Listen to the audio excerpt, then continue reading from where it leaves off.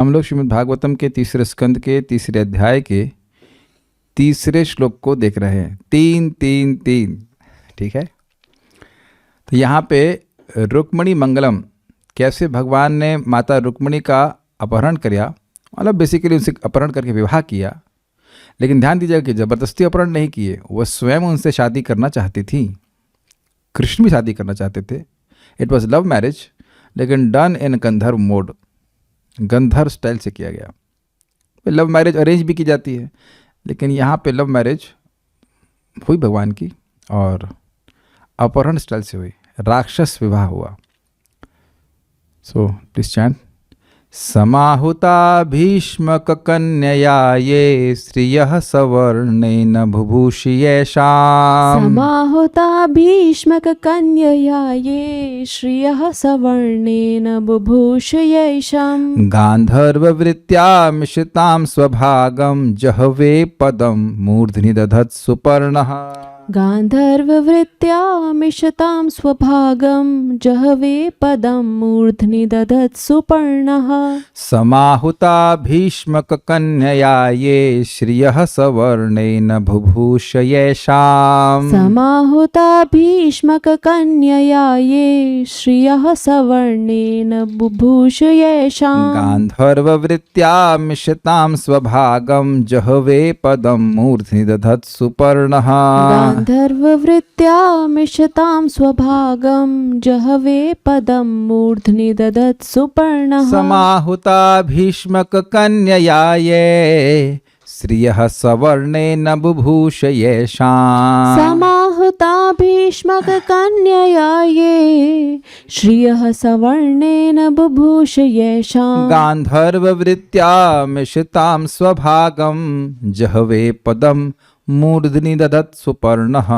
गान्धर्ववृत्त्या मिशतां स्वभागं जहवे पदं मूर्ध्नि दधत्सु पर्णः। ये जहवे है कि जहरे होना चाहिए? जहरे कैसे होना चाहिए? देखिए, जहरे, जहरे कैसे बोला जाएगा? जहवे तो नहीं होना चाहिए, जहरे होना चाहिए। जहरे, जहने, जहने होना चाहिए। जहने लिखा हुआ शायद, वेदा बेस में देखना पड़ेगा। एक मिनट रुकिएगा, हम कुछ गलत बोल रहे हैं।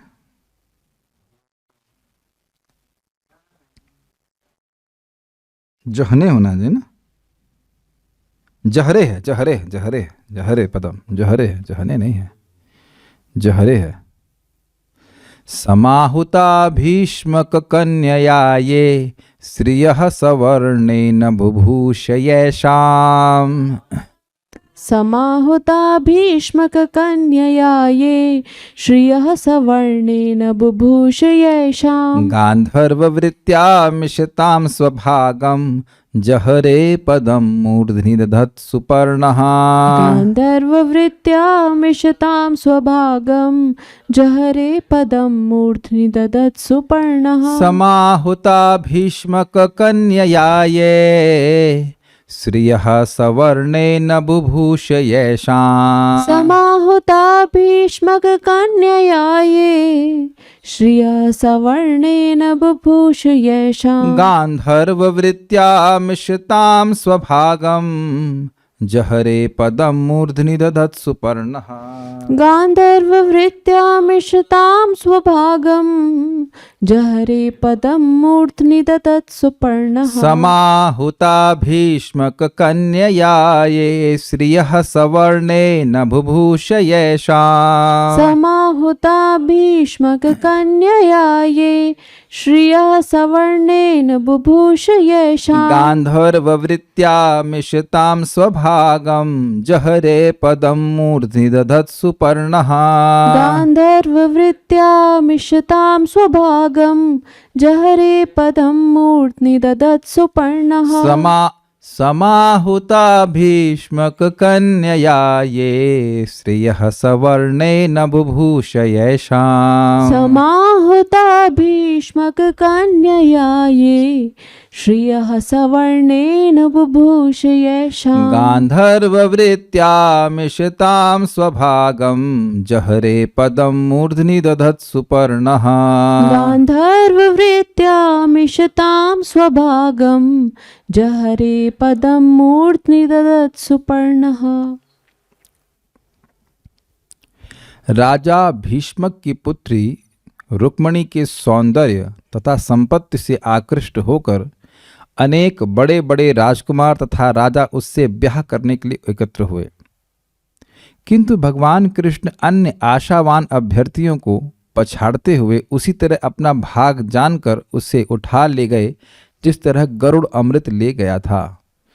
तो यहाँ आप देख रहे हैं कैसे भगवान श्री कृष्ण रुक्मिणी जी को अपने रथ पे बिठा करके ले जा रहे हैं। अकेले नहीं हैं, आसपास बहुत सारे योद्धा हैं और वह उनको भगवान उन सबको परास्त करके निकल गए। अभी डिटेल में हम सुनेंगे कथा को। यद्यपि पहले मैं श्लोक समझाऊंगा, प्रयास करूंगा, लेकिन कुछ बातें भक्तों को नहीं समझ में आएंगी, इसलिए पूरी कथा को हम पीछे की कथा को रख रहे हैं, क्योंकि वो शॉर्ट में बताने से बात समझ में नहीं आएगी। पहले हम जो श्लोक है उसको समझ लेते हैं। भीष्मक कन्या राजा भीष्मक नंदिनी यानी उनकी बेटी रुक्मणी के द्वारा किया कैसे के श्रिय लक्ष्मी की यानी कि उनके ऐश्वर्य, यानी ऐश्वर्य का मतलब हुआ अनेक लोग गलत बोल गया।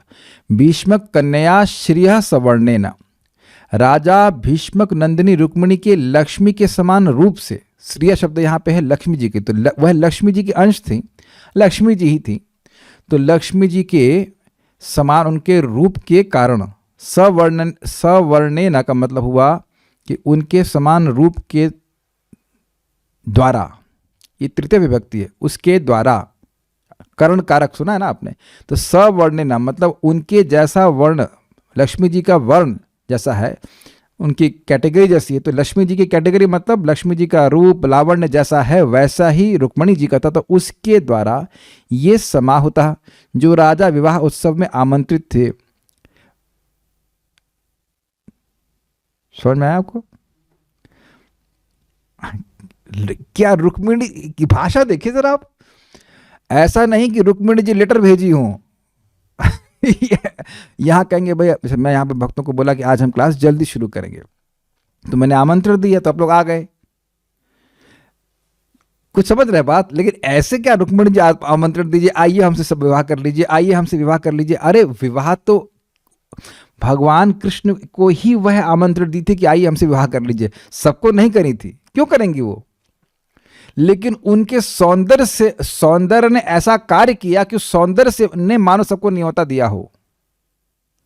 ऐसे हम क्या समझाएं, लेकिन एक समझाने का तरीका समझ में आ रहा है कि समझाने का क्या तरीका, सारी समझ सकते हैं। जगत में झूठे रूप के द्वारा कितने लोग आकर्षित हो जाते हैं कि नहीं हो जाते हैं, तो वो रूप ही दिखा करके उन लोगों को आकृष्ट किया जाता है, तो रूप ही न्योता बन जाता है। जगत में देखा गया कि नहीं देखा गया है?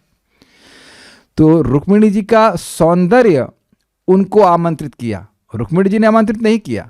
बहुत ध्यान दीजिएगा, रुक्मिणी जी ने तो केवल भगवान कृष्ण को आमंत्रित किया था कि आइए हमसे शादी कर लीजिए, लेकिन उनके सौंदर्य ने इतने राजाओं को आकर्षित कर लिया। अंतर समझ रहे हैं? ठीक है, इसलिए कह रहे हैं श्रियः सवर्णेन, यानी कि राजा भीष्म की कन्या का जो लक्ष्मी के समान सौंदर्य था उसके द्वारा राजा आहूत हो गए थे। आहूत का मतलब होता है बुलाए गए थे। वह सम्यक आकृष्ट होकर गांधर्व वृत्त्या, सम्यक रूप से वह आकृष्ट हो गए थे, किसके द्वारा? उनके रूप के द्वारा। गांधर्व वृत्त्या, गंधर्व विवाह के नियम अनुसार बुभूषया, रुक्मिणी द्वारा वर्ण होने की आशा कर रहे थे। बुभूषा का मतलब था आशा थी, इच्छा थी कि हमें चुन ले तब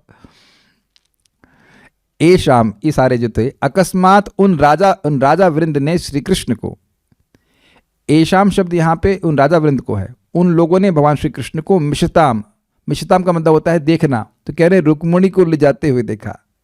अभी अकस्मात का मतलब क्या है, वैसे तो और क्लियर हो जाएगा। अकस्मात ये हुआ था कि जब रुक्मिणी जी बाहर आई थी तो देखी कृष्ण आए कि नहीं आए, क्योंकि ब्राह्मण आकर के बता दिया था कि कृष्ण आ गए हैं, कृष्ण आने वाले हैं, तो वैसे देख रही थी, तो उनका हल्का सा चेहरा ऊपर की ओर उठा, तो उस सौंदर्य को देख करके सारे राजा गिर गए। गिर गए, हाथी से ऊपर से नीचे गिर गए, घोड़ों से नीचे गिर गए, इतना उनका प्रबल पराक्रम था उनके सौंदर्य का। नॉक डाउन इंग्लिश में कहते हैं, गिर गए। अभी आप देखिएगा भागवत में लिखा हुआ है, वो सौंदर्य देख के ही गिर गए, बेहोश हो गए, बड़े बड़े वीर। और इतने में भगवान कृष्ण आकर के उनको लेके चले गए, तो तब उन लोग को होश आया, अरे अरे अरे ये ले गया ऐसे करके, क्या हुआ ऐसे करके वो हल्ला करने लगे। तो इसलिए कह रहे हैं कि अकस्मात उनको ले जाते हुए देखा, रुक्मिणी को ले जाते हुए देखा, जो मूर्धनि पदम धदत, उनके शीश पर, उन राजा वृंद अर्थात राजाओं के समूह के शीश पर पांव रखते हुए, अर्थात उन्हें पराजित करते हुए। ऐसा नहीं कि भगवान उनके सर पे पांव ही रख रहे थे, लेकिन ये भाषा है कि उनके सर को कुचल दिया। तो सर कुचल देने का मतलब हो गया कि उनको पराजित कर दिया, मतलब उनसे पराभूत नहीं हुए, उनको बल्कि उनको पराभूत करते हुए, उनको पराजित करते हुए भगवान चले गए।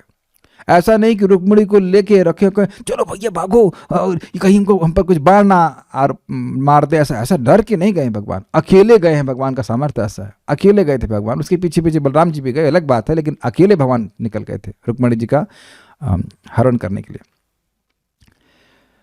स्वभागम, अपनी नित्य संगिनी को सुधा का निज भाग, सुपर्ण जहरे, जिस प्रकार गरुड़ हर लाए थे उसी प्रकार हरण कर लिए। स्वभागम मतलब भाई लक्ष्मी जी किसका भाग है?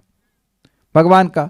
तो लक्ष्मी जी भगवान श्री कृष्ण नारायण का भाग है, और अमृत किसका भाग था? गरुड़ जी। तो गरुड़ जी जैसे बड़ी आसानी से अपना भाग, अपना अमृत लेकर के आ गए, देवता कुछ नहीं कर पाए, उस तरह से भगवान जो जिनका खुद का भाग है लक्ष्मी जी, उनको इन लोगों से छीन करके ले आए, और बिना उसमें कोई परिश्रम नहीं हुआ। ये तो संक्षेप में कथा थी, श्लोक देख लीजिए एक बार। समाहुता भीष्मक कन्या, ये जो राजागण भीष्मक, राजा भीष्मक की कन्या रुक्मिणी के द्वारा सम्यक रूप से आहूत हुए थे, आमंत्रित हुए थे, क्षमा कीजिएगा, उन राजा भीष्मक की कन्या रुक्मिणी के श्रीहा सवर्णेना समाहुता, अर्थात उनके लक्ष्मी जी के सौंदर्य, लक्ष्मी जी के समान सौंदर्य से जो आहूत हुए थे, बुभूषया, क्योंकि उनसे वह शादी करना चाहते थे। और ऐशा मतलब वो सारे राजा गांधर्व वृत्तिया, कैसे शादी करना चाहते थे? गांधर्व वृत्ति से शादी करना चाहते थे। मिशताम, उन्होंने देखा कृष्ण को रुक्मिणी को ले जाते हुए देखा, स्वभागम जहरे, अपने भाग यानी लक्ष्मी जी को, यानी कि रुक्मिणी जी को जहरे ले जाते हुए देखा। तो कोई कहेगा कि भाई कोई इसे रोका नहीं, तो कहते हैं पदम मूर्धनि ददत, उन सभी के सरों पर अपने पांव को रखकर, अर्थात उन सबको पराजित करते हुए देखा, जैसे सुपर्णा, जैसे सुपर्ण का मतलब होता है जैसे गरुड़ जी देवताओं का तिरस्कार करते हुए, उनके किसी भी प्रतिरोध को ना ध्यान देते हुए उनको हराकर अमृत ले आए थे, स्वर्ग से छीन करके ले आए थे, जबरदस्ती ले आए थे, ऐसे भगवान माता रुक्मिणी को हरण करके ले गए। ये श्लोक का अर्थ है। आप देखिएगा अक्सर टीका कितनी सुंदर श्रीधर स्वामी पाद की है। श्रीधर स्वामी पाद, भीष्मक की पुत्री रुक्मिणी जी के द्वारा आहूत जो राजा थे, जहां पर समाहृत पाठ है वहां आकृष्ट अर्थ होगा, मतलब समाहृता या समाहत। तो समाहुता मतलब सब लोग बुलाए गए थे, और समाहृत मतलब वह बहुत आकृष्ट थे उनके सौंदर्य से। तो कहते हैं कि अच्छा कैसे बुलाए गए थे? कोई आश्चर्य करेगा कि क्षत्रिय की लड़की है, ऐसे कैसे सभी अन्य क्षत्रियों को बुलाए? ऐसा कभी सुना है कि कोई लड़की स्वयंवर में जाती है, उसके पिता स्वयंवर का आयोजन करते हैं? ऐसा तो नहीं कि लड़की सभी लड़कों को बुलाए, आओ मेरा स्वयंवर है, आओ मैं चुनूंगी। ये तो बड़ी अजीब सी बात लगेगी, वो भी रुक्मिणी देवी कैसे कर सकती हैं? तो कहते हैं कैसे बुलाए गए? प्रश्न होगा कैसे बुलाए गए? तो कहते हैं सबों को बुलाने का साधन रुक्मिणी जी का श्रीय सवर्णेना, अर्थात लक्ष्मी जी के समान रूप था। सब लोग समझ पा रहे हैं श्लोक को? श्रीय मतलब होता है लक्ष्मी जी, और श्रीहा सवर्णेना मतलब वह लक्ष्मी जी के वर्ण की थी। वर्ण का केवल अर्थ रंग नहीं होता, केवल अर्थ वर्ण नहीं, वर्ण का अर्थ रंग नहीं होता है, उनका रंग तो था ही ऐसा, उनका रूप लावण्य भी लक्ष्मी जी के समान ही था, क्योंकि लक्ष्मी जी ही थी। यद्यपि रुक्मिणी जी ने तो केवल भगवान श्री कृष्ण को ही बुलाया था, किंतु सभी राजाओं के आगमन का कारण रुक्मिणी जी का आकर्षक रूप था। समझ में आ गया? तो इसलिए रुक्मिणी जी के द्वारा आहूत कहा गया है। यद्यपि रुक्मिणी जी ने नहीं बुलाया था, लेकिन उनके रूप लावण्य, रूप के सौंदर्य के से आकृष्ट होकर वो लोग सब आ गए थे, मानो उनको बुलाया गया हो। एक और बात बोलेंगे, हमने देखा है मंदिर में जब फीस्ट होता है तो कभी कभी ब्रह्मचारी को नहीं मालूम चलेगा, लेकिन बाहर के व्यक्तियों को या भक्तों को मालूम चल जाता है, और सब अच्छा आज आपको पता नहीं आज फीस्ट है। तो ऐसा लग रहा है जैसे व्यक्तिगत रूप से न्योता दिया गया है। ये हम लोग का अनुभव है। कथा वथा कुछ नहीं सुनेगा, वो जाके सबसे पहले मतलब भूतपूर्व कृष्ण हॉल में खड़ा हो जाएंगे। वो ये देखा गया कि नहीं, मतलब आपने देखा ही होगा। ये पता नहीं न्यूज़ कैसे लीक हो जाती थी कि आज फीस्ट इतने बजे है, ये है वो है, सब जाके खड़े हो जाते। तो ऐसा लग रहा है कि घर में न्योता भेजा गया उनको। कुछ मैसेज दिया गया है, लेकिन नहीं, वो आकृष्ट होकर भगवान के प्रसाद से आकृष्ट होकर क्यों आ जाते हैं। हम गलत तो नहीं कह रहे ना, गलत कह ही नहीं सकते, क्योंकि हमने इसको देखा है, कई सालों में देखा है।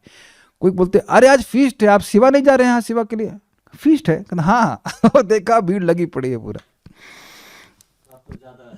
तो अब आप देख रहे हैं कि रुक्मिणी जी ने आहूत नहीं किया, लेकिन उनके सौंदर्य से आकृष्ट हो गए।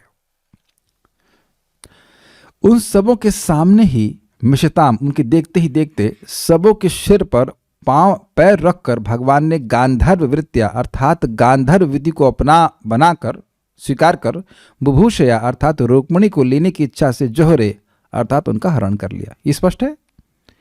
कैसी रुक्मिणी? जहरे शब्द है। कैसी रुक्मिणी? तो कहते हैं स्वभागम, अर्थात रुक्मिणी जी लक्ष्मी जी के अंश थी, अतएव वे भगवान कृष्ण की ही भाग थी, वह किसी और का भाग नहीं थी। ये बात आगे रुक्मिणी जी स्वयं कहेंगी कि सिंह का जो भाग है, जो सिंह का भाग है, वह सियार के हाथ में नहीं लगना चाहिए। बहुत अच्छी भाषा, बड़ी जबरदस्त भाषा बोलती है, बहुत अच्छी तरह से बोलती है, उसका बहुत बहुत अच्छा लगेगा, अभी हम पढ़ने वाले हैं इसको। और रुक्मिणी जी ने अपने को भगवान को समर्पित कर दिया। तो दो बात है कि एक तो भगवान श्री कृष्ण का भाग थी, और दूसरा था कि उन्होंने अपने आप को भगवान कृष्ण को समर्पित कर दिया था। आप उनके शब्द देखना कि मैं मर जाऊंगी और चाहे कितने भी जन्म लगें आपकी प्राप्ति में, लेकिन आपकी ही सेविका बनूंगी, आपकी ही पत्नी बनूंगी। बहुत अच्छे शब्द हैं उनके। इस प्रकार का जब आज व्यक्ति का, भक्त का एक संकल्प होता है तो भगवान भी बहुत आकर्षित हो जाते हैं इससे। सुपर्ण शब्द का अर्थ है सुंदर रूप से आक्रमण करने वाला। श्रीधर समीपाद कहते हैं सुपर्ण का मतलब सुपतन। सुपतन मतलब बहुत सुंदर तरह से। आपने देखा ना गरुड़ जी, अब समझ रहे होंगे, गरुड़ जी जब सुपर्ण, गरुड़ जी का भी नाम है, तो सुपर्ण मतलब वह आक्रमण किए देवताओं के ऊपर। सुपर्ण का अर्थ मतलब सुपतन। तो सुपतन का मतलब जो सुंदर तरह से आक्रमण करने वाले हैं। तो वह देवताओं पे बड़े सुंदर तरीके से आक्रमण किए। देवताओं पे आक्रमण नहीं किए तो छीन के लेके चले गए। तो ऐसे भगवान यहाँ पे बिल्कुल किसी से भी आक्रमण भी नहीं, किसी से झगड़ा नहीं किए, रुक्मिणी को बड़े आराम से बैठाए और लेके चले गए। बाद में जब लोग झगड़ा किए तो उनसे भगवान युद्ध किए, नहीं तो भगवान किसी से युद्ध नहीं किए थे। मतलब कहने का अर्थ है बिल्कुल निर्भयता से, सुंदर मुस्कुराते हुए जाए और जाकर के रुक्मिणी जी को लेके आ गए। आप लोगों को इतना आसान लगता है? जरासंध था वहां पे, जरासंध था, शिशुपाल था, और बहुत सारे हुण बदमाश सारे इकट्ठे हुए थे और पूरी सेना के संग इकट्ठे हुए थे, लेकिन भगवान को कोई भय नहीं हुआ, उनके माथे पर कोई शिकन नहीं थी। इसीलिए कह रहे हैं सुंदर रूप से आक्रमण करने वाले। समझ में आ रहा है कुछ कुछ?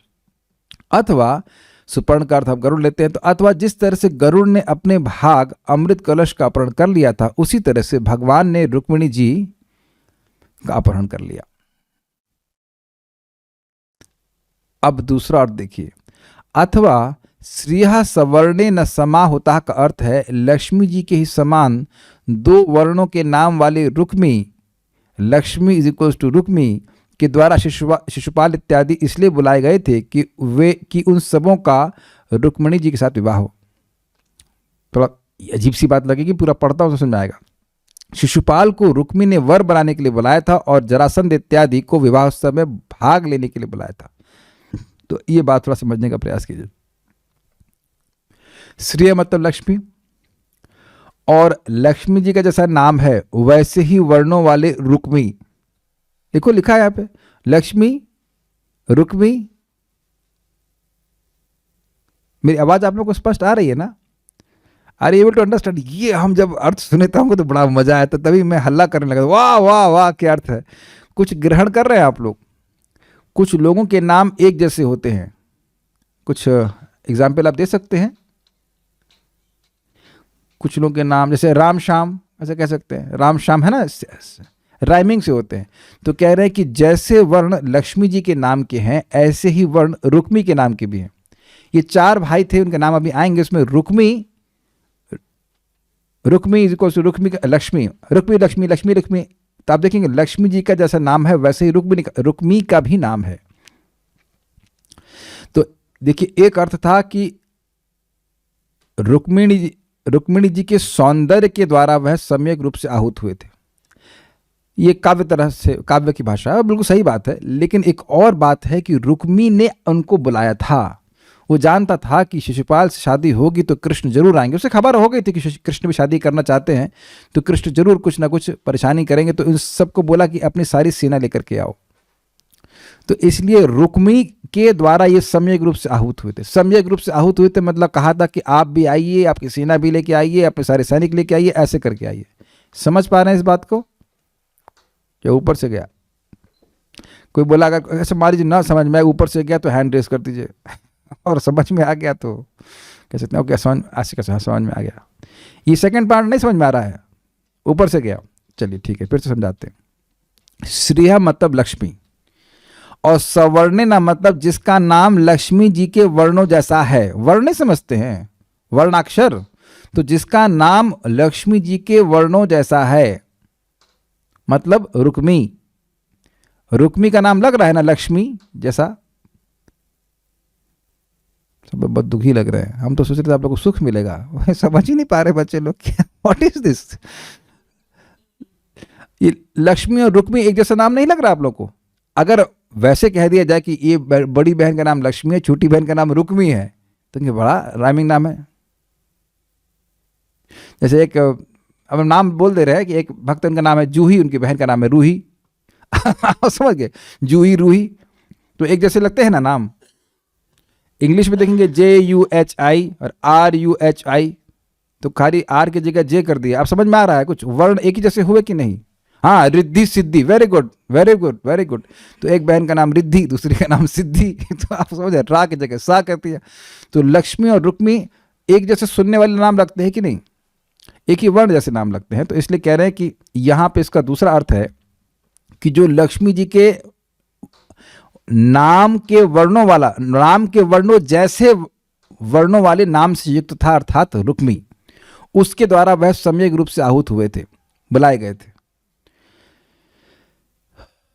अच्छा, एक अभी छोड़ दे, अभी नहीं छोड़ना है आपको। एक और अर्थ है, अगर श्रिया मतलब लक्ष्मी अर्थात रुक्मणी लेते हैं तो उनके वर्ण जैसा, अर्थात पीले रंग वाला। पीला मतलब पीली कांति थी, पीले नहीं कहना चाहिए, गोल्डन कांति, गोल्डन कंप्लेक्शन। तो जैसा कंप्लेक्शन रुक्मिणी जी का था वैसा ही कंप्लेक्शन क्या बोले, कांति रुक्मी की भी थी।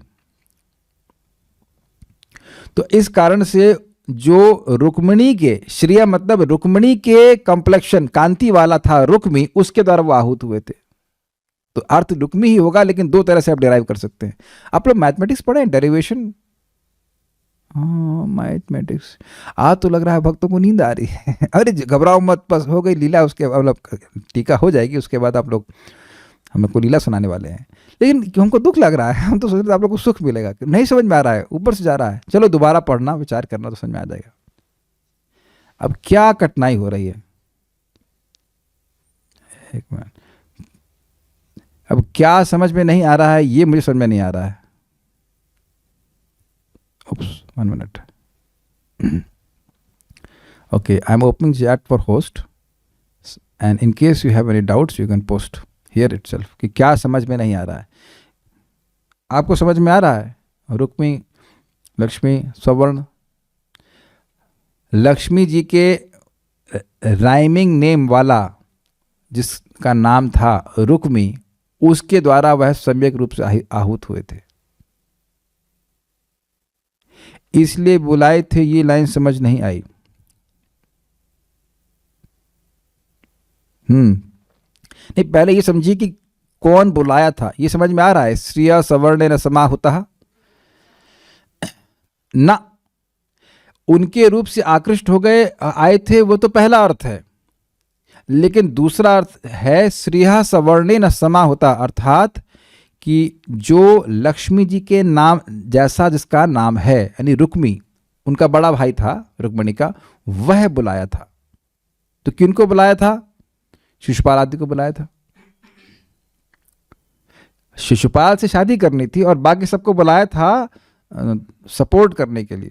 बारात बुलाया था करके वो, नहीं बारात नहीं, क्षमा कीजिएगा, हाँ बारात बुलाया था, बारात बुलाया था। शिशुपाल था धर्मघोष का पुत्र और उसके संग बाकी सारे जरासंध उसके मित्र वो सब लोग आए थे, पूरी सेना लेकर के आए थे। सम्यक आहूत, अच्छे से बुलाया था कि पूरा दल बल के संग आइएगा, बहुत हंगामा हो सकता है, होगा ही, उसका ऐसा विश्वास था क्योंकि जानता था कृष्ण शादी करना चाहते हैं। शिशुपाल को रुक्मी ने वर बनाने के लिए बुलाया था और जरासंध इत्यादि को विवाह उत्सव में भाग लेने के लिए बुलाया था।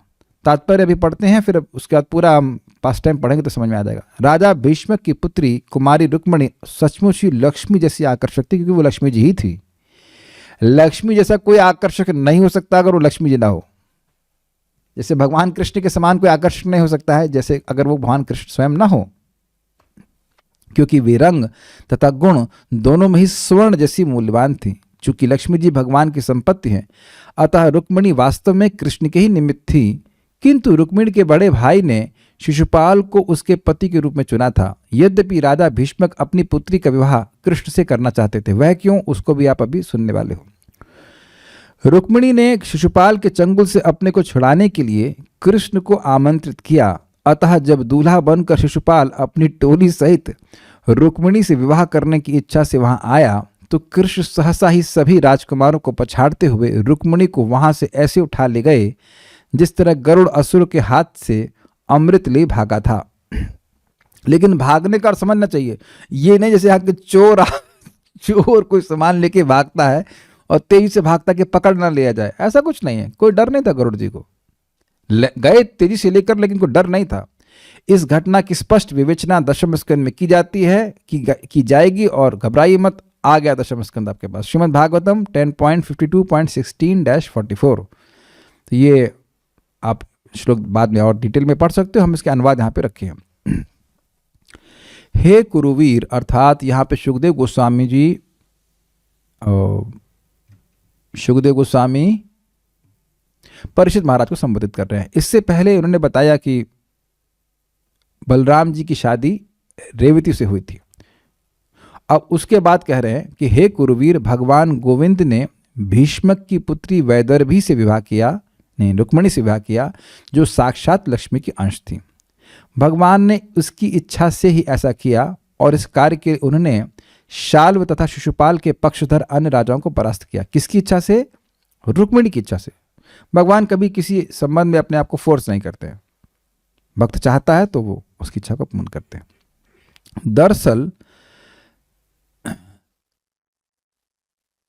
दरअसल सबों के देखते देखते श्री कृष्ण रुक्मिणी को उसी तरह उठा ले गए जिस तरह निशंक गरुड़ देवताओं से अमृत चुरा कर ले आया था, बिना शंका के ले आए थे।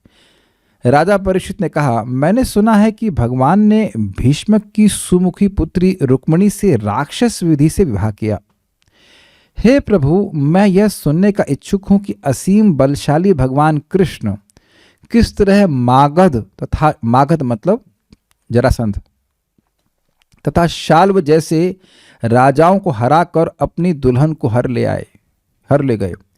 हे ब्राह्मण, अर्थात हे सुखदेव गोस्वामी, ऐसा कौन सा अनुभवी श्रोता होगा जो श्री कृष्ण की पवित्र, मनोहर तथा नित्य नवीन कथाओं को, जो संसार के कल्मश को धो देने वाली हैं, सुनकर कभी तृप्त हो सकेगा? अब ऐसा वह क्यों कह रहे हैं? देखिए, ऐसा नहीं है कि इनको नहीं पता है कृष्ण की लीला के बारे में, या ऐसा नहीं है कि उन्होंने कभी इस लीला को सुना नहीं। तभी तो कह रहे हैं कि मैंने सुना है कि भगवान ने राक्षस विधि से रुक्मिणी जी से विवाह किया। क्या आप सोचते हो कि भगवान कृष्ण की लीलाओं को पहली बार सुन रहे हैं?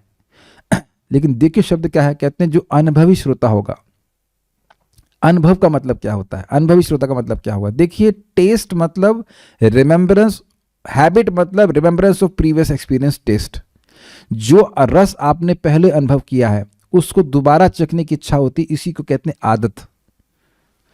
तो जो शुद्ध भक्त हैं जैसे कि परीक्षित महाराज, ये भगवान की लीलाओं को पहले भी सुन चुके हैं, ऐसा नहीं कि पहली बार सुन रहे हैं, लेकिन जितनी बार वो सुनते हैं उनको वो और नवीन लगता है। और सुखदेव गोस्वामी जैसे भक्त से सुन रहे हैं तो और नवीन लगता है। जैसे अब आप एक विचार कीजिए, आप लोगों को कोई ना कोई डिश अच्छी लगती ही होगी, तो जो बना रहा होता है अपनी पत्नी या बहन या जो भी है वो बना रहा है, वह उसके हाथ से तो अच्छी लगती है। और कभी कभी कोई कुक आ जाता है स्पेशल, वो उसी वस्तु को और अच्छा बनाता है, वही आइटम बनाता है, वही सब्जी बनाएगा, आपको और अच्छी लगेगी। आप कहेंगे अरे ऐसी तो हमने कभी खाई ही नहीं। ये शब्द बोलते हैं कि नहीं? आप क्या बोल रहे हो? ऐसी मैंने कभी नहीं खाई। ये नहीं कहना कि सब्जी मैंने कभी नहीं खाई। अब ये तो समझ में आ ही रहा होगा, तो कई बार बोले हो आप लोग, है कि नहीं? ऐसी मैंने कभी नहीं खाई, मतलब एक विशेष टेस्ट का अनुभव, नित्य नया टेस्ट का अनुभव होता है। तो ये कह रहे हैं कि भगवान की कथा पवित्र है, मनोहर है और नित्य नवीन लगती है, टेस्टफुल लगती है, नया नया टेस्ट आता है। तो जो अनुभवी व्यक्ति है, जो श्रोता है, बेसिकली अनुभवी व्यक्ति नहीं, अनुभवी श्रोता है, जो उसके रस को जानने वाला है, वो कैसे तृप्त हो सकता है? अर्थात कभी तृप्त नहीं होगा। इसलिए मैं सुनना चाहता हूं। श्री बादरायण ने कहा, भीष्मक नामक एक राजा था जो विदर्भ का शक्तिशाली शासक था। नागपुर के पास की बात है, ये नागपुर की ही बात है। उसके 5 पुत्र तथा एक सुमुखी पुत्री थी। रुक्मी सबसे बड़ा पुत्र था, ठीक है। उसके बाद रुक्मरथ, रुक्मबाहु, रुक्मकेश तथा रुक्ममाली थे। 1, 2, 3, 4 और 5।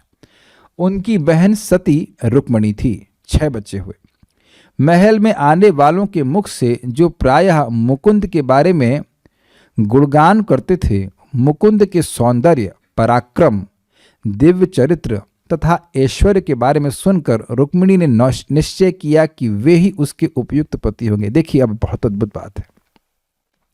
यहां पे माता रुक्मिणी क्या भगवान कृष्ण को साक्षात देखी थी? उत्तर दीजिए, माइक पे लीजिए, उत्तर देखिए, बहुत इंपॉर्टेंट पॉइंट है। क्या उन्होंने पहले कहा कि मुझे भगवान को दिखाओ? नहीं, सिर्फ श्रवण किया था। क्या व्हाट्सएप पे वीडियो कॉल करी थी? नहीं। फेसबुक पे चैट करी थी? कुछ नहीं। तो वहां पे आने वाले साधु संत आचार्यगण बताते हैं कि विदर्भ राजा भक्त हैं और उनके सभा में साधु लोग आते थे। अब तो नारद जी आते हो, जो भी आते हो, तो उनके मुख से वह भगवान की कथा को सुनी। और इसी कारण से, और कथा में क्या सुना? भगवान का सौंदर्य। मान लो कोई कहे कि शादी हो रही, कैसा दूल्हा लगता है? उसकी नाक कटी हुई है। नाक कटी है कहेंगे उससे क्यों कर रहे शादी? पोलियो हो गया उसको पोलियो, अरे कोई और नहीं मिला आपको? तो सुन के ही व्यक्ति को अजीब सा लगेगा ना कि इससे कहाँ से शादी करवा रहे हैं आप। तो सौंदर्य के बारे में सुना, पराक्रम के बारे में सुना। पराक्रम तो भगवान इससे पहले बहुत कर चुके हैं। अब जरासंध को 17 बार हरा चुके हैं, कम पराक्रम है? ये तो पूरे विश्व में बात गूंज रही होगी कि जरासंध को 17 बार हरा चुके, वो भी अकेले। भगवान कृष्ण और बलराम मिलकर हरा दिया करते थे। उनका दिव्य चरित्र और ऐश्वर्य। तो आप समझ रहे हैं कि मैं ये क्यों यहाँ पे थम करके बोल रहा हूँ। हमने भी ऐसे सुनना है। भगवान के सौंदर्य के बारे में, भगवान के पराक्रम के बारे में, उनके दिव्य चरित्र और ऐश्वर्य के बारे में खूब बार बार सुनना है। तब मन में ये रहेगा कि हमें कृष्ण को ही स्वीकार करना, चाहे कितना भी समय लगे, हम कृष्ण को ही स्वीकार करेंगे। और ध्यान दीजिएगा कि ये केवल रुक्मिणी जी नहीं सुन रही हैं, उनके पिता भीष्मक भी सुन रहे हैं। तो उनके मन में भी इसीलिए इच्छा आ गई कि रुक्मिणी का विवाह तो कृष्ण से ही होना चाहिए। भगवान कृष्ण जानते थे कि रुक्मिणी बुद्धि, शुभ शारीरिक चिन्ह, सौंदर्य, उचित व्यवहार तथा अन्य उत्तम गुणों से युक्त है। वो कैसे जानते थे? उन्होंने भी सुना था। और वैसे परमात्मा ग्रुप में तो है ही सबके हृदय में। यह निष्कर्ष निकाल करके कि वह उनके योग्य एक आदर्श पत्नी होगी, कृष्ण ने उससे विवाह करने का निश्चय किया। अभी और कोई बात नहीं है, भगवान पहले से निश्चय कर लिए कि उससे शादी करेंगे। हे राजन, चूंकि रुक्मी भगवान से द्वेष रखता था, अतएव उसने अपने परिवार वालों को उनकी इच्छा के विपरीत अपनी बहन कृष्ण को दिए जाने से रोका। ये बहुत बार परिवार में देखा जाता है। और यहाँ पे वो सबसे बड़ा भाई था, तो उनके अपने पिता को बोल दिया कि देखिए, मैं अपनी बहन को बहुत प्रेम करता हूं। और उसने ये नहीं बोला कि मैं कृष्ण को बहुत द्वेष करता हूं। तो अब मैं अपनी बहन के लिए स्वयं ही उचित वर को ढूंढूंगा, आप चिंता मत कीजिए। अब क्योंकि बड़ा लड़का है, तो पिताजी उसकी बात से दब गए। उल्टे रुक्मी ने रुक्मिणी को शिशुपाल को देने का निश्चय किया। अब देख रहे हैं कि ये भगवान की लीला कितनी अद्भुत है। शिशुपाल भगवान का पक्का विरोधी है। दुश्मन अपना दोस्त होता है, ऐसे कहते हैं ना। तो रुक्मिणी का द्वेष था भगवान से, क्षमा कीजिएगा, रुक्मी का द्वेष था और शिशुपाल का भी द्वेष था। शिशुपाल तो पैदा होते ही द्वेष कर रहा था, गाली दे रहा था कृष्ण को। तो ये ऐसे ही व्यक्ति को सज्जन मान रहा है, कृष्ण को सज्जन नहीं मान रहा है। श्याम नेत्रों वाली वैदर्भी अर्थात रुक्मिणी इस योजना से अवगत थी, अतः वह इससे अत्यधिक उदास थी। उसने सारी परिस्थिति पर विचार करते हुए तुरंत ही कृष्ण के पास एक विश्वास पात्र ब्राह्मण को भेजा। द्वारका पहुंचने पर उस ब्राह्मण को द्वारपाल भीतर ले गए, जहां उसने आदि भगवान को सोने के सिंहासन पर आसीन देखा। ब्राह्मण को देखकर ब्राह्मणों के प्रभु श्री कृष्ण अपने सिंहासन से नीचे उतर आए और उसे बिठाया। तत्पश्चात भगवान ने उसकी उसी तरह पूजा की जिस तरह वे स्वयं देवताओं द्वारा पूजित होते हैं। जो भगवान देवताओं द्वारा पूजित हो रहे हैं वह ब्राह्मणों की पूजा वैसे कर रहे हैं जैसे देवता उनकी पूजा करते हैं। कितना सम्मान एक प्रॉपर ब्राह्मण को, जो भगवान के यश को विस्तार करते हैं, उनका सम्मान भगवान इस प्रकार से करते हैं। जब वह ब्राह्मण खा पीकर आराम कर चुका तो साधु भक्तों के ध्येय श्री कृष्ण उसके पास आए और अपने हाथों से उस ब्राह्मण के पांवों को दबाते हुए बड़े ही धैर्य के साथ इस प्रकार पूछा। आप देखिए, भगवान को तो पता है कि ब्राह्मण क्यों आया, ब्राह्मण को नहीं पता। ब्राह्मण केवल पत्र लेके आया, वो पत्र सील था, वो खोले नहीं थे उसको। लेकिन भगवान को तो भगवान सब जानते हैं। और आग्रह भी हो सकता है ना कि जल्दी बताओ किस लिए आए। लेकिन देखिए, विश्राम कर लिए उसके बाद उनके चरणों को दबा रहे हैं। फिर बड़े शालीनता से पूछ रहे हैं। भगवान ने कहा, हे ब्राह्मण श्रेष्ठ, आपके गुरुजनों द्वारा अनुमोदित धार्मिक अनुष्ठान बिना किसी बड़ी कठिनाई के चल तो रहे हैं ना। अब इंटरेस्टिंग बात है कि धार्मिक अनुष्ठान में कुछ कष्ट तो आता है, लेकिन अब असुर आ जाएंगे तो बहुत बड़ा कष्ट आ जाएगा। तो भगवान कह रहे हैं वो असुर तो परेशान नहीं कर रहे हैं ना।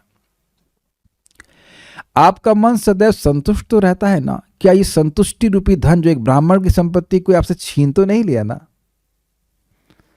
जो कुछ भी मिल जाए उससे संतुष्ट हो जाना और अपने धार्मिक कर्तव्य से च्युत नहीं होना, ये धार्मिक सिद्धांत ब्राह्मण की सारी इच्छाओं को पूरी करने वाली कामधेनु बन जाते हैं। मैं इसकी व्याख्या दर नहीं कर रहा हूं, बस भगवान जो बोल रहे हैं मैं पढ़ दे रहा हूं।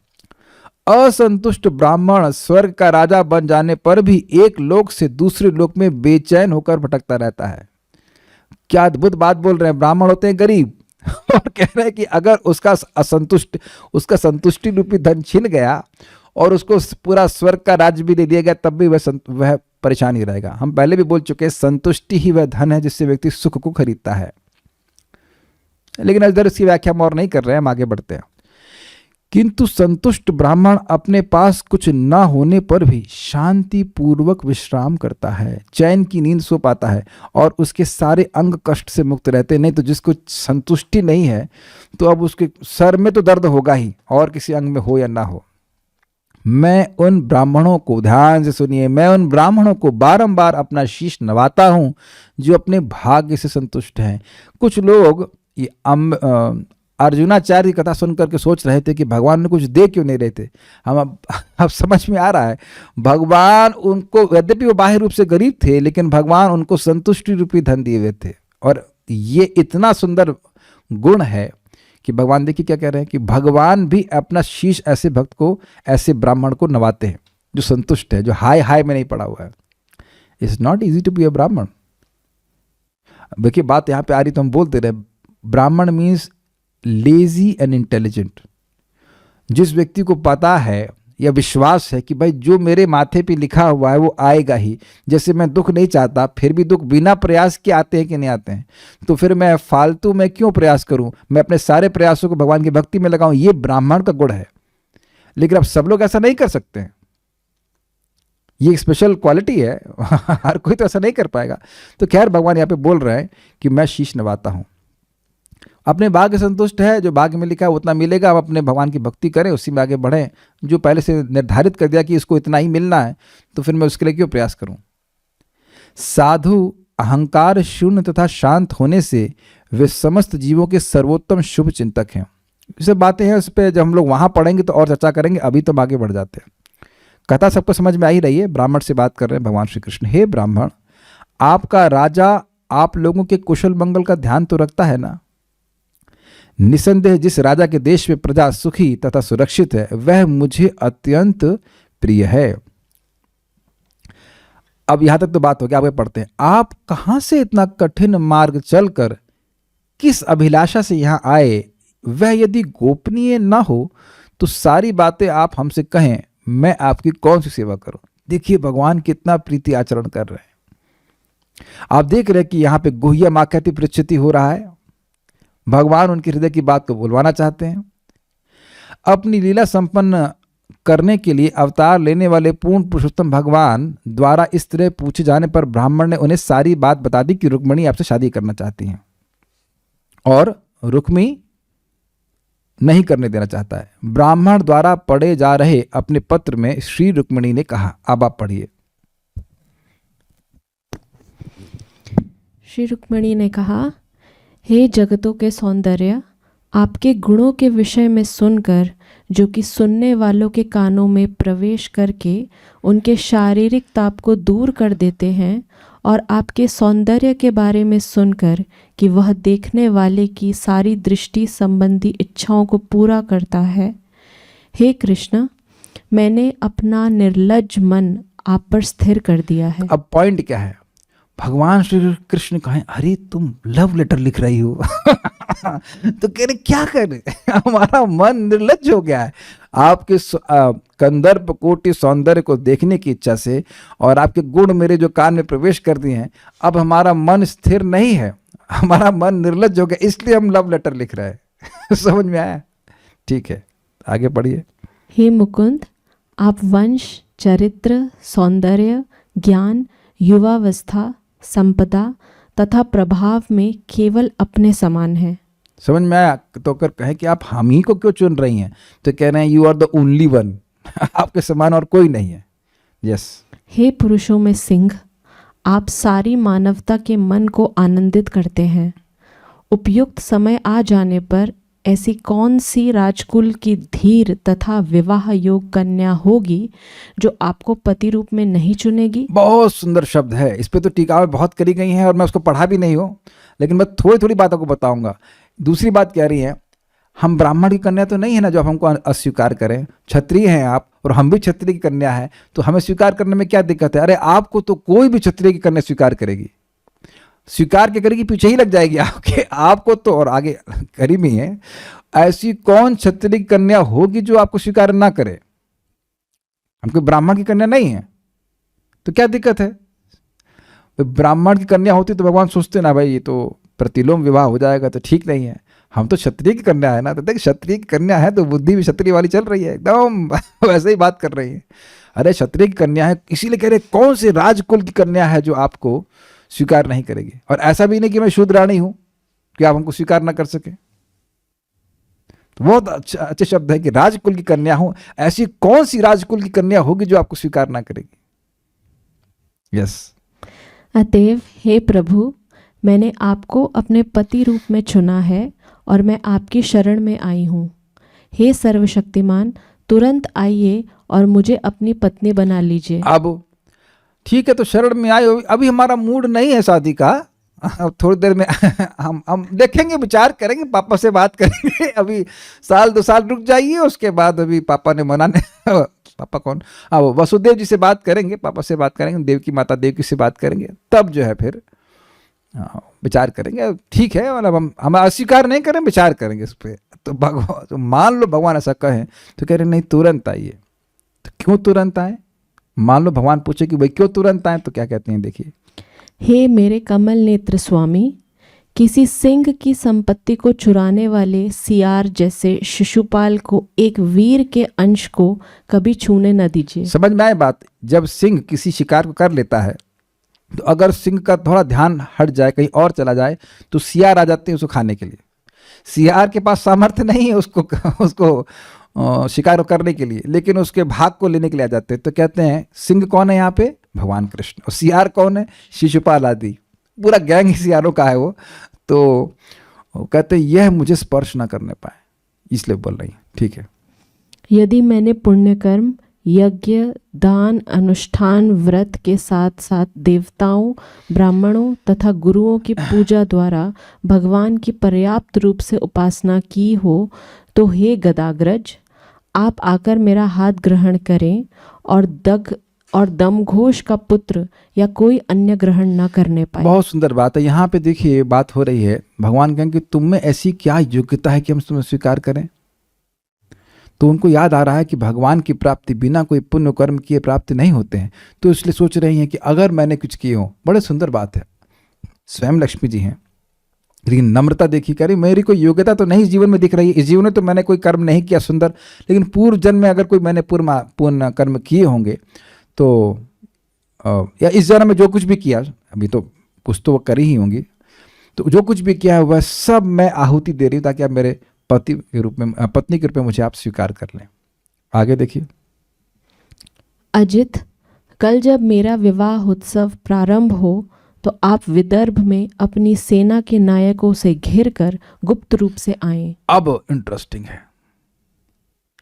अब भगवान कहें कि भाई तुम्हारा अगर हम अपहरण करेंगे तो इसमें तो तुम्हारे बहुत सारे जो संबंधी उनसे युद्ध होगा, वो मारे जाएंगे। तो वो युक्ति बता रहे हैं कैसे मिनिमम वायलेंस, सर्जिकल स्ट्राइक बहुत कम झगड़े में ही बिना किसी के मारे जाने के वह उनका अपहरण करने। क्षत्रिय कन्या है तो सारी टेक्निक जानती हैं। पढ़िए, तब सब फिर से पढ़िए इसको, अजित से शुरू कीजिए। अजित, कल जब मेरा विवाह उत्सव प्रारंभ हो तो आप विदर्भ में अपनी सेना के नायकों से घिरकर गुप्त रूप से आएं। एक और इंटरेस्टिंग बात, अजित क्यों कह रही है कि कोई उनको जीत नहीं सकता है, perfect commando, he can do the commando operation. और आप अकेले नहीं आए, सेना के नायकों से घिर कर आए, बहुत सारी सेना ने लेके आए, इसलिए कह रहे गुप्त रूप से आए। तत्पश्चात चैत्य, एक मिनट और रह गया, भगवान को अकेले आने के लिए क्यों नहीं कह रही हैं? जानती हैं अजित हैं, भगवान हैं, फिर भी स्नेह है तो कहीं कोई उनका अहित ना कर दे, इसलिए कह रहे हैं कुछ नायकों के लेके आइए, अकेले मत आइए। लेकिन अगर पूरी सेना लेके आ जाएंगे तो फिर गुप्त रूप से नहीं आ पाएंगे, फिर तो बहुत बड़ा झगड़ा हो जाएगा, तो हमारे परिवार के लोग भी मारे जाएंगे, इसलिए गुप्त रूप से आइए, कुछ लोग के लेके आइए। आप प्रसिद्ध बात है, कमांडो ऑपरेशन का मतलब यही होता है, ये 10, 12, 20 कमांडो जाते हैं और वहाँ से कुछ कार्य करके आ जाते हैं, ऐसे तो ओरिजिनल कमांडो ऑपरेशन। हाँ पढ़िए। तत्पश्चात चैद्य तथा मगधेंद्र की सेनाओं को कुचलकर अपने पराक्रम से मुझे जीतकर राक्षस विधि से मेरे साथ विवाह कर ले।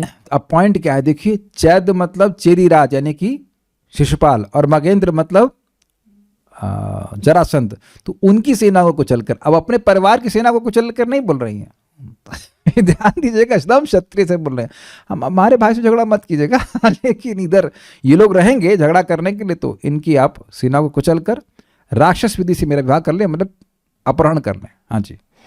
चूंकि मैं रनिवास के भीतर रहूंगी, अतः आप आश्चर्य करेंगे और सोचेंगे कि मैं तुम्हारे कुछ संबंधियों को मारे बिना तुम्हें कैसे ले जा सकता हूँ। तुमको बाहर तो जाने नहीं देंगे वो, तब क्या होगा बोलिए। किंतु मैं आपको एक विधि बतलाऊंगी। विवाह के एक दिन पूर्व राजकुल के देवता के सम्मान में एक विशाल जुलूस निकलेगा, जिसमें दुल्हन नगर के बाहर देवी गिरिजा का दर्शन करने जाती है। अब आप ये देखिए कि टाइम कितना कम है। एक दिन पूर्व, विवाह के एक दिन पूर्व राजकुल के देवता के सम्मान में एक विशाल जुलूस निकलेगा, जिसमें दुल्हन नगर के बाहर देवी गिरिजा का दर्शन करने जाती है। जस्ट विवाह के एक दिन पहले यस ये सब होगा, मतलब बहुत टाइम नहीं है। पढ़िए। हे कमल नयन, शिवजी जैसे महात्मा आपके चरण कमलों की धूलि में स्नान करके अपने अज्ञान को नष्ट करना चाहते हैं। यदि मुझे आपकी कृपा प्राप्त नहीं होती तो मैं अपने उस प्राण को त्याग दूंगी जो मेरे द्वारा की जाने वाली कठिन तपस्या के कारण क्षीण हो चुका होगा। तब कहीं सैकड़ों जन्मों तक परिश्रम करने के बाद शायद आपकी कृपा प्राप्त हो सके। ये बहुत सुंदर बात थी। इसी बात को सुन करके कृष्ण भगवान रह नहीं सके। This is very nice. यहाँ माता रुक्मिणी सोच रही हैं कि भगवान की प्राप्ति तो किसी पुण्य से नहीं हो सकती है, ये तो केवल मात्र उनकी कृपा से ही हो सकती है। तो कह रहे हैं कि इस जन्म में अगर मैं आपको नहीं प्राप्त कर पाई, भगवान मान लो कह दें कि भाई ये सब बहुत कठिन है, हम इतना झंझट नहीं लेने वाले, हम तुमको नहीं स्वीकार करेंगे, हम नहीं आते, तो यहाँ एक हताशा मन में आ रही है उनके कि यदि मैं नहीं प्राप्त कर पाई इस जन्म में, तो ऐसा मत सोचिएगा कि मैं किसी और को पति के रूप में स्वीकार कर लूंगी, मैं वह देह त्याग दूंगी। This is such a wonderful attitude. नहीं, ये शरीर छोड़ दूंगी भाई, ये आप ये मत सोचिए कि अब तपस्या करेंगी। वो शादी का समय है तो रुक, वो अगर शिशुपाल से शादी तो होने ही नहीं देंगे तो जहर खा के मर जाएंगी, जहर खा के मर जाऊंगी, अगला जन्म फिर लूंगी। यानी इस जन्म में मैं क्यों आपकी प्राप्ति नहीं कर पाई, क्योंकि मेरी तपस्या पूर्ण नहीं हुई, यही कारण है। तो अब मैं जहर खा के मर जाऊंगी और उसके बाद अगला जन्म फिर लूंगी और फिर तपस्या करूंगी। अब लेकिन और चाहे उस जन्म में ना हो तो फिर मरूंगी, फिर तपस्या करूंगी, कितना भी जन्म लगे मैं आपके ही सेविका बनूंगी ना। This is very nice. इस प्रकार का दृढ़ संकल्प, इसे कहते भजते माम अनन्य भाग। कुछ भी हो हम भगवान कृष्ण की ही प्राप्ति करेंगे, कितना भी समय लग जाए, हमें स्वर्ग नहीं चाहिए और कुछ नहीं चाहिए, चाहे कुछ भी हो, भगवान की प्राप्ति करके, उनके चरण कमलों की प्राप्ति करके ही मैं संतुष्ट होऊंगा, नहीं तो और कोई तरीका नहीं है। This is very nice. जब भगवान इस बात को सुने कि हमारी कृपा को प्राप्त करने के लिए, मेरी सेवा को प्राप्त करने के लिए रुक्मिणी जी इतनी ज़्यादा मतलब इच्छुक हैं, तो वह निर्णय कर ली कि नहीं, इनको हम ज़रूर अब और वो सोचे नहीं। तो आप यहाँ देख रहे हैं कि इस लास्ट लाइन से उनकी स्पेशल उत्कंठा जागृत हो रही। तो जो कभी भक्त लोग कहते हैं ना कि भगवान हमारे सामने तुरंत प्रकट क्यों नहीं हो रहे हैं, क्योंकि अभी हमारी उत्कंठा जैसी जागृत नहीं हुई। तो हमारी उत्कंठा को जागृत करने के लिए ही भगवान हमें प्रतीक्षा करा रहे हैं। उत्कंठा होती है तभी भगवान की प्राप्ति होती है। भगवान तो हृदय में ही है, लेकिन उत्कंठा जितनी होगी उतना भगवान की प्राप्ति की इच्छा होगी। Is it okay? बहुत अच्छी बात है यहाँ पे। ये हर भक्त का संकल्प होना चाहिए, चाहे अरबों जन्म लग जाए भगवान की प्राप्ति में, लेकिन भगवान का प्रेम प्राप्त करके ही मैं दम लूंगा, भगवान की भक्ति को प्राप्त करके ही मैं सुखी होऊंगा, और कोई तरीका नहीं है। This is very nice. ये इस पूरे डिस्कशन का हाईलाइट पॉइंट है। बाकी जब वहाँ उसको हम चर्चा करेंगे, मतलब पढ़ेंगे तो देखेंगे। मैं आपसे निवेदन करूंगा कि परम पूज्य राधा गोविंद महाराज जी का रुक्मिणी मंगलम है, और बहुत ही विनोदपूर्ण भी है और बहुत भावनाओं से भी युक्त है। कुछ भक्तों ने अगर सुना होगा तो वो इस बात से रिलेट कर पाएंगे। दिस इज़ वेरी नाइस, क्योंकि ऐसा जरूरी नहीं कि एक ही जन्म में भगवान की प्राप्ति हो जाए। भगवान क्या ऐसे कोई गुलाब जामुन है कि खा जाएंगे, लेकिन भक्त का संकल्प होता है कि चाहे कितना भी जन्म लग जाए, कितना भी परिश्रम मुझको लगे, मैं भगवान की प्राप्ति करके ही मानूंगा। This is very nice. और इस प्रकार का संकल्प केवल ऐसे भक्तों के संग में आ सकता है जो इस प्रकार के संकल्प से युक्त हों, है कि नहीं? तो अब आगे पढ़ते हैं। भक्तों से निवेदन है कि इस समय दंडवत प्रणाम ना करें। ठीक है, आगे पढ़िए। ये एक नया डिस्टर्बेंस चालू हो गया है। ठीक है, प्लीज नहीं कीजिए, आगे पढ़ने दीजिए। मूड वट, रुकिए, यहाँ कोई प्रश्न की 1 मिनट चाहिए। हाँ चलिए पढ़िए। ब्राह्मण ने कहा, हे यदुदेव, मैं यह गोपनीय संदेश अपने साथ लाया हूँ। ये मेरा काम था पढ़ना। ब्राह्मण ने कहा, अब तो हो गया ना, माता जी बोले हो गया ना, आप मैं पढ़ूंगा। ब्राह्मण ने कहा, हे यदुदेव, मैं यह गोपनीय संदेश अपने साथ लाया हूँ। कृपया सोचे विचारे कि इन परिस्थितियों में क्या किया जाना चाहिए और उसे तुरंत ही कीजिए। अब एक रुचिकर बात है, यहाँ पे आचार्य ने बताया है कि बात है ये थी कि ब्राह्मण ऐसा लेटर लेकर नहीं आए थे कि मतलब बस खोला और पढ़ ली उसके बाद भगवान के सामने बोल रहे हैं। भगवान के सामने उस सील को खोले, इसलिए गोपनीय संदेश कह रहे हैं। भगवान के सामने उस सील को खोले और फिर भगवान के सामने पढ़े। एक और अच्छी बात है, देखिए भगवान ने उस ब्राह्मण का हृदय भी कैसे जीता। ब्राह्मण को अब खुद नहीं पढ़े, ब्राह्मण अगर गोपनीय संदेश लाते, वो पत्र उनको दे देते तो पढ़ लेते, लेकिन ब्राह्मण को नहीं मालूम चलता। तो ब्राह्मण के हृदय को कैसे जीते? ब्राह्मण सोच रहा है कि भगवान कितना मुझे आत्मीय मानते हैं। रुक्मिणी जी ने उनको यह कह के भेजा था कि मेरा ये पत्र आप कृष्ण को दे दीजिए, मुझे शादी करना चाहते हो, लेकिन डिटेल में क्या बातें रुक्मिणी जी लिखी हैं वह तो ब्राह्मण के लिए नहीं थी ना। लेकिन भगवान ने उस ब्राह्मण को एकदम आत्मीय बना लिया कि नहीं बता लिया। इतनी गोहे बात, जो उनकी पहली प्रेमिका, मतलब आउटसाइड वृंदावन सॉरी, पहले प्रेमिका पहले भी थी लेकिन आउटसाइड वृंदावन, जिनसे शादी होने वाली फाइनली तो अगर कहें तो वह पहला प्रेम पत्र मथुरा में मिल रहा है, क्षमा कीजिएगा, द्वारका में मिल रहा है, द्वारका में मिल रहा है, तो उसको पढ़ने के लिए दे रहे हैं। इस जगत में किसी को अपनी प्रेमिका से प्रेम पत्र मिलेगा तो ऐसे किसी को था ना, किसी साधु को पढ़ने के लिए देगा। साधु आए ना यहाँ पे, तो उसको पढ़ने, उसे पढ़वा रहे हैं। भगवान कितने उदार है। तो परम पूज्य राधा गोविंद महाराज इस प्रकार समझा रहे थे इस बात को कि कैसे भगवान किसी को आत्मीय बनाते हैं। भगवान को बहुत ट्रिक पता है। भगवान के गोपनीय विषय में आप प्रवेश कर रहे हैं तो भगवान के मानेंगे ना कि भगवान को बहुत मानते हैं, भगवान का हम पर कितना विश्वास है। तो इस प्रकार से वे ब्राह्मण के हृदय को भी जीत लिए। आगे पढ़ते हैं। अच्छा, एक बात है, यहाँ पे आई थी कि भगवान की कथा हृदय को ठंडक देने वाली है, आनंद देने वाली। क्या आप ये अनुभव नहीं कर रहे हैं? सी बस इतना करना है कि कान खोल के सुनना है, मतलब आ जाइए, सुनना शुरू कर दीजिए और ठंडक मिलेगी, आनंद मिलेगा। अब दूसरा अध्याय सार में बताया जा रहा है। कृष्ण द्वारा रुक्मिणी का अपहरण, अध्याय 53 है, उसको हम सार में रखें, समरी। इस अध्याय में बतलाया गया कि भगवान श्री कृष्ण किस तरह विदर्भ की राजधानी कुंडिन पहुंचे और बलशाली शत्रुओं की उपस्थिति में उन्होंने रुक्मिणी का अपहरण किया।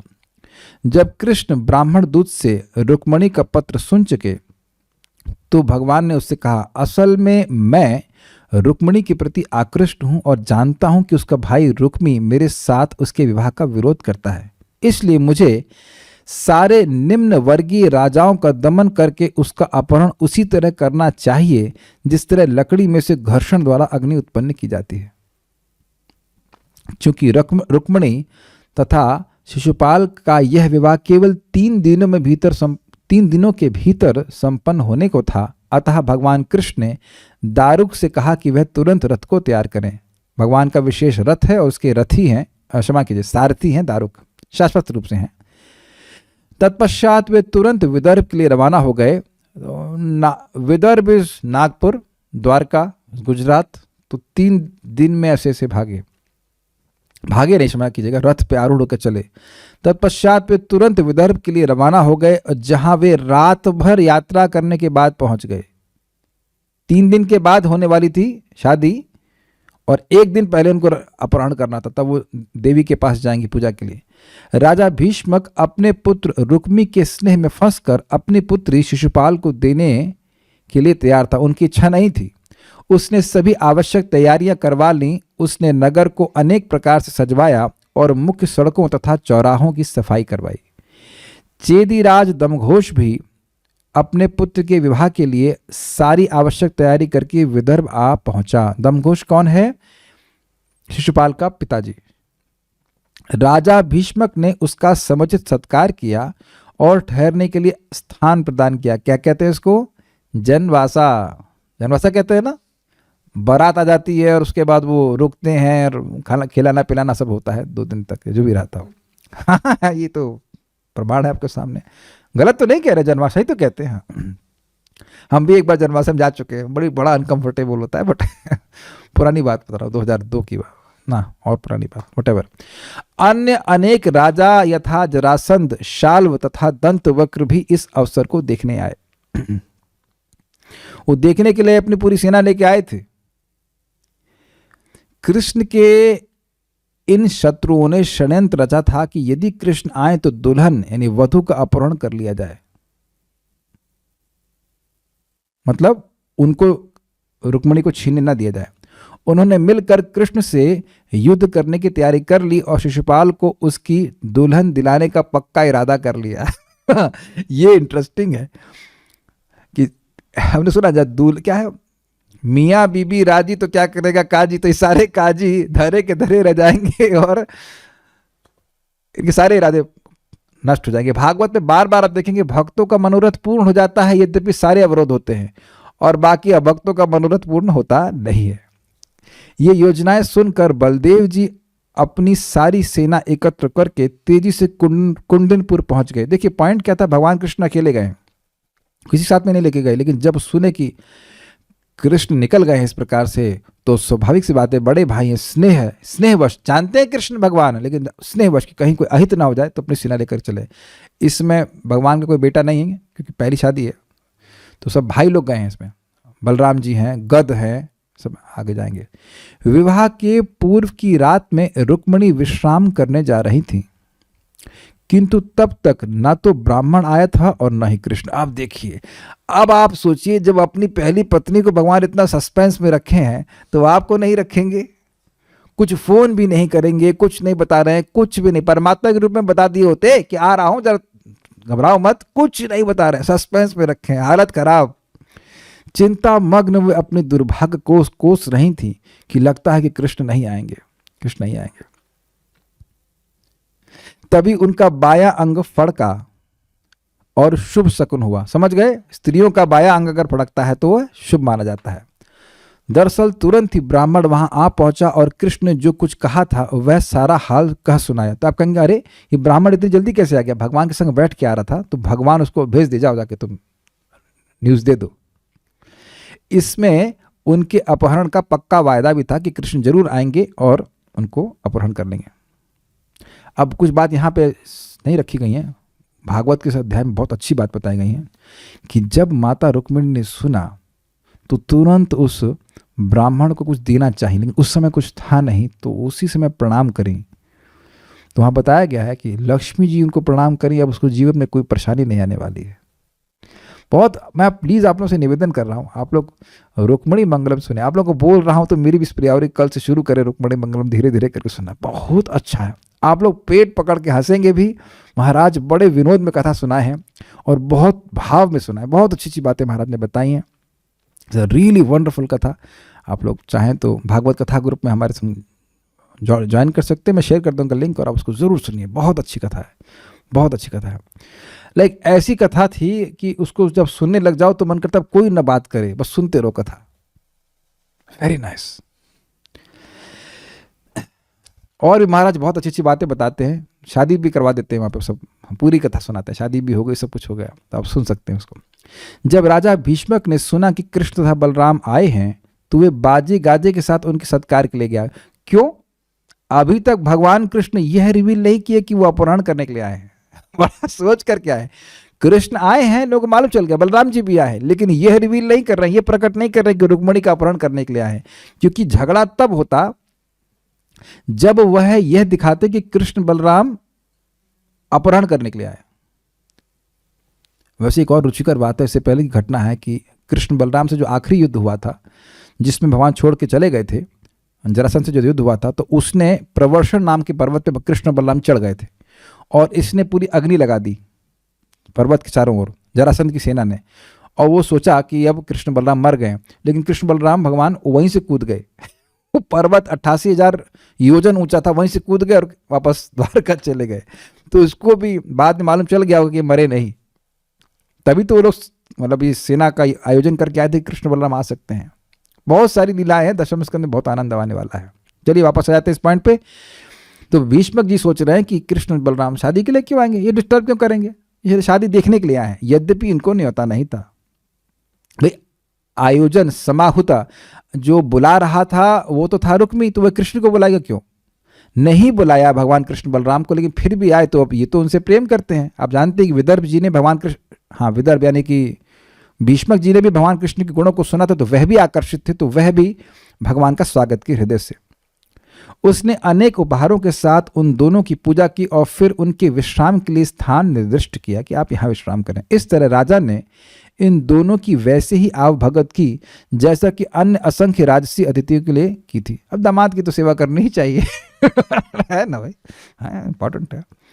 विदर्भ के लोग भगवान कृष्ण को देखकर परस्पर बातें करने लगे कि वे ही रुक्मिणी के योग्य पति हैं। अब आप ये सोचिए कि ये बात अगर जा ही रही होगी शिशुपाल के कान में, तो उसे कितना खराब लग रहा होगा। आप विचार कीजिए कि नहीं जा रही होगी, जा ही रही होगी बात। शादी होनी है शिशुपाल की और बात हो रही कि कृष्ण की शादी होनी थी, ये कहां से आ गया शादी करने के लिए, तो उसके जरूर कान में जा रही होगी। वे प्रार्थना करने लगे कि उनके जो भी पुण्य कर्म हो उनके बल पर कृष्ण का रुक्मिणी से पाणी ग्रहण हो जाए। भगवान ऐसे लीला करते हैं कि सब भक्तों का मन भगवान में आविष्ट हो जाए, सस्पेंस क्रिएट करें। एकदम शादी के दिन तक ये सब हो रहा है। अब ये बात समझ लीजिए कि भगवान छोड़ने वाले नहीं है, किसी भी भक्त को पूरा पूरा उत्कंठा जागृत कर देते हैं। पता नहीं क्या होगा, पता नहीं क्या होगा, भगवान की प्राप्ति होगी कि नहीं होगी। जब श्रीमती रुक्मिणी देवी का श्री अंबिका के मंदिर जाने का समय आ गया, दुर्गा देवी के मंदिर जाने का समय आ गया, तो वह अनेक रक्षकों से घिर कर वहां गईं। वहां पर देवी को प्रणाम करके रुक्मिणी ने प्रार्थना की कि पति रूप में उन्हें श्री कृष्ण प्राप्त हो। आप जानते हैं कि दुर्गा जी की पूजा की जाती है अच्छा पति प्राप्त करने के लिए, है ना। तत्पश्चात वे अपनी एक दासी का हाथ पकड़कर अंबिका मंदिर से बाहर आई। क्यों? क्योंकि घबरा रही थी, सिर चकरा रहा था उनका हृदय स्थिर नहीं हो रहा था, पता नहीं क्या होगा, पता नहीं क्या होगा। उनकी अकथनीय सुंदरता देखकर वहां पर उपस्थित बड़े बड़े वीरों ने अपने हथियार डाल दिए और पृथ्वी पर अचेत होकर धराशायी हो गए। हुआ ये था कि रुक्मिणी जी को ये तो पता था कि भगवान कृष्ण आए हैं, कृष्ण को देखी तो नहीं थी, तो उत्कंठा तो बहुत अधिक थी। तो वह अपने पल्लू को ऊपर, मतलब सर को ऊपर के, सर ढका हुआ था और ऊपर ऐसे देखी, और उनका जो अलकावली जो सर था, सर के जो बाल थे वो उनके अपरारित, तो वो ऐसे हटाई और ऐसे देखी। तो वह महाराज समझाते हैं कि भगवान को कह रही थी कि आपको इन्हें मारने की जरूरत नहीं है, इनको तो मैं अपनी सौंदर्य से ही गिरा दूंगी। और वह रुक्मिणी जी उनकी तरफ नहीं देख रही थी, रुक्मिणी जी तो कृष्ण की तरफ देख रही थी कि कृष्ण कहाँ है। तो वो ऐसे समझ रहे, सब तरफ देख रहे होंगे कहाँ है कृष्ण, कहाँ है कृष्ण। तो वो लोग सब रुक्मिणी के सौंदर्य को देखकर बेहोश हो गए। ये कोई अतिशयोक्ति नहीं, वाकई बेहोश हो गए, इतनी सुंदर थी। इंग्लिश में कहते हैं माइंड ब्लोइंग, लेकिन ये वाकई उन लोगों का दिमाग उड़ गया, वो गिर पड़े। जो वहां पे लिखा है हाथी पे खड़े थे, वहां से नीचे गिर पड़े। तो अब युद्ध करने के लिए कोई है क्या? कोई है ही नहीं युद्ध करने के लिए। रुक्मी बड़ी होशियारी से तब तक चलती गई जब तक उन्हें कृष्ण दिखाई नहीं पड़ गए। सब लोगों को अपने सौंदर्य से गिरा दिया और कृष्ण को देख नहीं, कृष्ण कहाँ है, कृष्ण कहाँ है। तो तब सबों के देखते देखते श्री कृष्ण ने रुक्मिणी को अपने रथ में चढ़ा लिया। एग्जाम्पल याद आ रहा है आपको? जैसे गरुड़ जी सबके देखते देखते लेके गए, चुप चोरी से ले अमृत नहीं लेके गए थे, देवता देख रहे थे और छीन के चल दिए। उसी प्रकार से ये लोग के देखते देखते, मिष्टाम शब्द हमारे श्लोक में आया था 3.3.3 में, उसको देखते देखते वे रुक्मिणी को रथ पर चढ़ा लिए। देखते हैं कौन क्या कर सकता है। जिस तरह सियारों के झुंड में से सिंह अपना उचित भाग ले लेता है, उसी तरह उन्होंने सारे विरोध करने वाले राजाओं को पीछे हटाकर अपना तथा अपने संगियों का रास्ता धीरे धीरे बना लिया। किसी का सामर्थ्य नहीं, तो सब लोग सोच रहे थे क्या हो, ये क्या हो रहा है, ये क्या हो रहा है। कृष्ण है इस प्रकार से सामर्थ्य से युक्त। जरासंध तथा अन्य राजा अपनी पराजय तथा अनादर को न सह सकने के कारण अपने को जोर जोर से धिक्कारने लगे। ये क्या बात हुई, समझ में नहीं आया। हुआ ये कि जब ऐसा हुआ तो सब लोग उठ रहे थे से, अरे क्या हुआ, अरे क्या हुआ, अरे क्या हुआ। तो महाराज कहते हैं सारे सियार मिलकर के चीखने लगे, हुआ हुआ हुआ, क्या हुआ, क्या हुआ, क्या हुआ। सियार बोलते ना हुआ हुआ। तो अब सारे सियार जग रहे हैं, क्या हुआ। तो कहते अरे तुझे क्या हुआ, अरे तुम क्या खड़ा हुआ था, तुम तो खड़े नहीं थे, अरे हमारा ध्यान कहीं और था, कृष्ण लेके चला गया। तो खुद अपने आप को वह सिंह कह रहे हैं। वो सारे वे सारे राजा कहते हैं कि हम सिंहों के बीच में ये कृष्ण रूपी सियार हमारा भाग लेके जा रहा है। तो सब लोग हल्ला करने लगे, चलो चलो अपने अस्त्र उठाओ। तो सारे अस्त्र शस्त्र उठा करके वह भगवान की सेना पर, जो थोड़ी बहुत सेना आई थी, उस पर वह युद्ध के लिए आक्रमण किए। तो बलराम जी, गद और बाकी जो भगवान के भाई हैं और जो सेना नायक हैं, वह सब उनको परास्त कर दी। तो अब वह सब हार गए। तो अब वो सोचने लगे भाई हमारी से शादी होनी नहीं है। समझ में आया, शादी होनी शिशुपाल की, तो हम अपनी सेना को व्यर्थ क्यों गंवाएं। बड़ा जबरदस्त नरसंहार हुआ वहां पे। आप भागवत में पढ़ लेना 53 अध्याय, डिटेल तो वहां पे आप पढ़ लेना। बहुत जबरदस्त नरसंहार हुआ। तो कहे हम लोग फालतू में अपनी सेना को खर्च कर रहे हैं, इसका तो हमारा कोई शादी होना नहीं है, तो क्यों हम फालतू में खर्च करें। तो वह अब पीछे चले गए। शिशुपाल बड़े उदास थे। तो शिशुपाल के पास जरासंध जाकर कहे कि देखो भाई ये काल की बात है, नहीं तो ये यदुवंश की छोटी सेना देखो हमें कैसे हरा सकती है। 17 बार हम हारे हैं, 17 बार हारे, लेकिन देखो 18वीं बार जो भी था, 18वीं बार ये युद्ध किया, उसको भगा दी वहां से, मथुरा से। लेकिन अभी काल की बात, हार गए। महाराज बड़े स्टाइल से कहते हैं, जरासंध कहे अरे भाई इसके लिए थोड़ा चाय वाय लेके आओ। थोड़ा इसका दुख कम हो, मतलब शिशुपाल के लिए दुख थोड़ा कम हो, कुछ खाना खिलाओ पिलाओ। शिशुपाल भी संतोष करके मुंह लटका के चला गया और जरासंध भी इसी प्रकार से अपने राज्य को चले गए। जरासंध तथा अन्य राजा अपनी पराजय तथा अनादर को न सह सकने के कारण अपने को जोर जोर से धिक्कारने लगे।